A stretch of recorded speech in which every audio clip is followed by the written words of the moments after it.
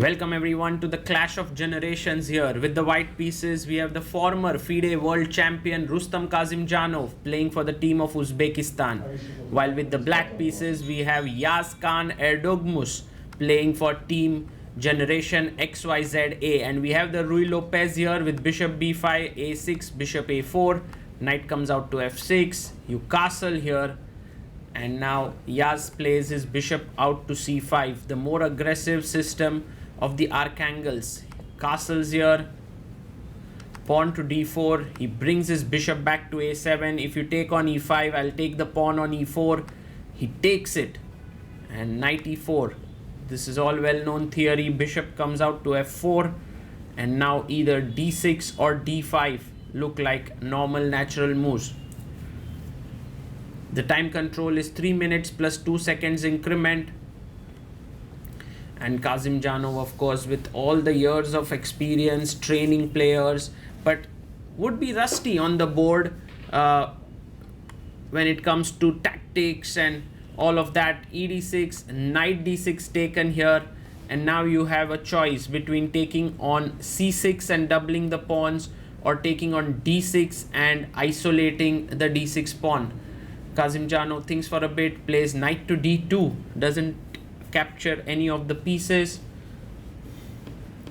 and now Yaz has a choice between bringing his rook to the open file, queen a little bit more aggressively putting pressure on the bishop, or even moving away the knight to greener pastures. And well, it's actually Yaz who's taking more time than Kasimdzhanov. 2 minutes 20 seconds he's down to. He's trying to make sense of the position. Maybe it's also new position for him. He goes bishop f5, which is perhaps not the best move. Bishop takes c6, b takes c6, and then knight to e5, attacking the pawn on c6 could be a good decision here for Rustam Kasimdzhanov. But instead he comes bishop c2. He wants to get rid of this bishop, which is why he's played it.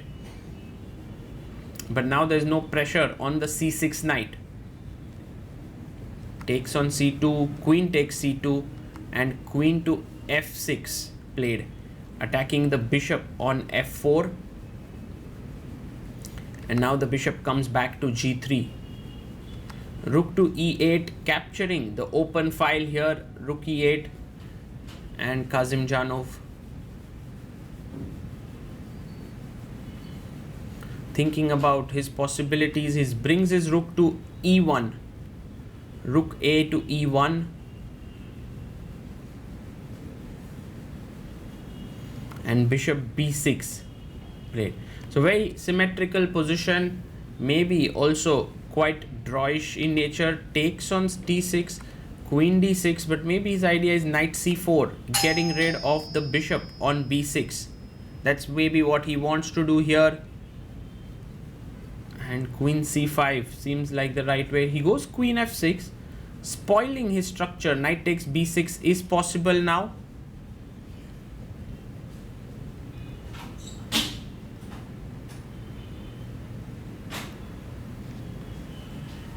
And queen to b3, now putting pressure on the b6 bishop.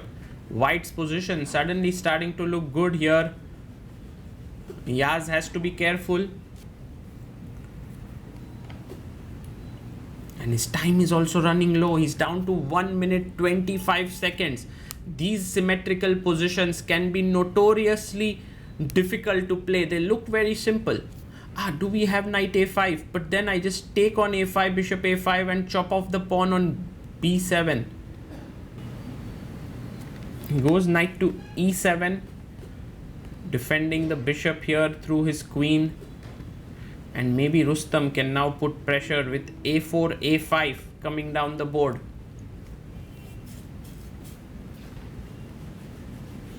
He's taking his time.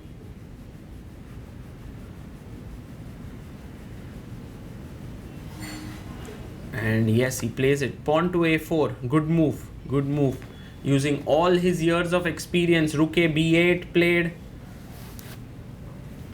And he takes on b6. kind of releasing the pressure. There were other possibilities to play rook e2 to double on the e file, but knight b6, and now queen takes on b6, and you can take queen takes b6, c takes b6,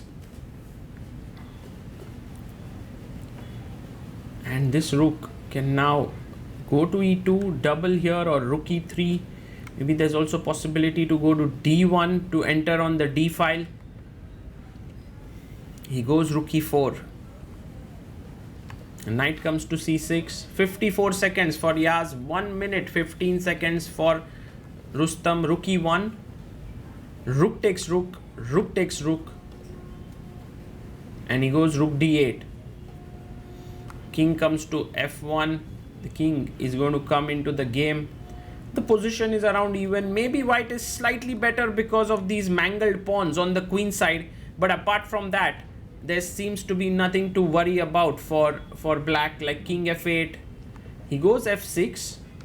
King e2, king f7 played. I also like the move f6 a lot because it limits the knight from coming forward. And now let's see how both players play in this equalish endgame. It's all about your technique, how you're playing. Knight d2, lovely move. Going to c4 to put pressure on the b6 pawn. Also, a lot of calculation is needed here. Small, precise calculations is what gives you good positions in endgames. Knight e5 played by Yaz to stop the knight from coming to c4, but he can anyway go there. Although he goes f4, and I think that's a double-edged move because now knight d3 attacks the b2 pawn. Maybe underestimated this knight jump, and now there could also be potentially f5 coming in, attacking the f4 pawn, so could become a bit dangerous. b2 pawn under pressure, maybe knight c4, but then I'm a bit worried about this b5 pawn push.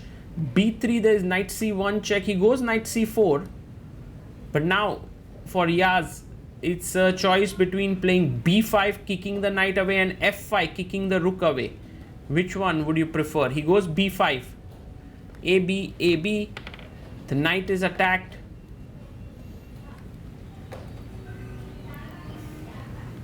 And he's also looking at the other boards to see if he needs to win this game or not. 14 seconds for Yaz only. Knight a3 played. He's attacking the pawn on b5. If knight b2, he wants to take on b5, but f5 is a very good move. He finds it. What a move. What a move. And the rook is running out of squares here. It has to go to rook d4. Anything else would mean that the f4 square f4 pawn falls, but still takes.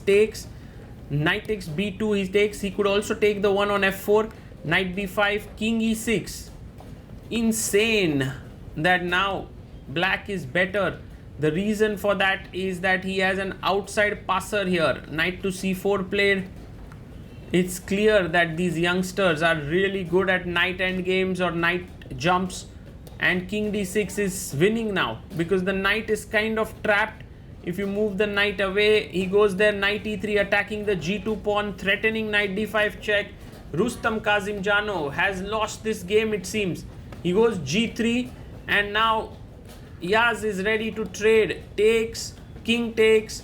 He doesn't even think. Now he calculates with just 7 seconds. King c6, king a5 played, g6 played, king b4, and look at him calculating that. Wow, that was such a nice side. Takes, king c6, brings his king in. He's looked at it, everything in just 6 seconds on the clock.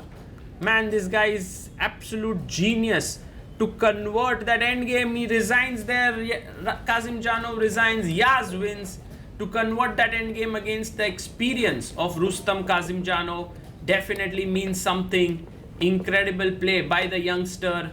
And these games are just great examples of why Yagiz Kaan Erdogmus will be a great player in the years to come.